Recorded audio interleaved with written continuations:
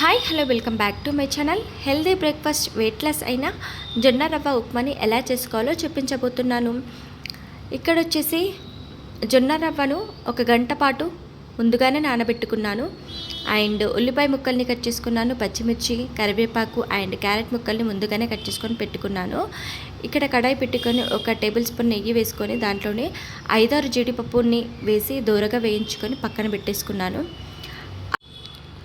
అదే నెయ్యిలో పోపు దినుసులు వేసుకున్నాను, కట్ చేసుకున్న ఉల్లిపాయలు వేసుకున్నాను, పచ్చిమిర్చి తరుగును కూడా వేసుకొని మంచిగా దూరగా వేయించుకున్నాను. ఆ తర్వాత క్యారెట్ ముక్కల్ని కూడా వేసుకున్నాను. అవి వేగిన తర్వాత కొంచెం కరివేపాకు కూడా యాడ్ చేశాను. అండ్ దాన్ని కూడా 1 నిమిషం పాటు వేగనిచ్చాను. రుచికి సరిపడా సాల్ట్ కూడా వేసుకున్నాను. దీని తర్వాత అల్లం పేస్ట్ కూడా కొంచెం వేసాను. 1 కప్పు జొన్న రవ్వకు 2 కప్పుల వాటర్ వేసుకొని అవి మరిగిన తర్వాత ముందుగా నానబెట్టుకున్న జొన్న రవ్వని వేసుకొని మరి 5 నిమిషాల పాటు పెట్టేసుకోవడమే. హెల్దీ బ్రేక్ఫాస్ట్ అయిన జొన్న రవ్వ ఉప్మా రెడీ. చూడండి ఫ్రెండ్స్, మీకు నచ్చింది అనుకుంటున్నాను. నచ్చితే కనుక లైక్ చేయండి, షేర్ చేయండి, సబ్స్క్రైబ్ చేసుకోవడం అస్సలు మర్చిపోకండి. మరిన్ని వీడియోస్ కోసం బెల్ ఐకాన్ అయితే నొక్కండి.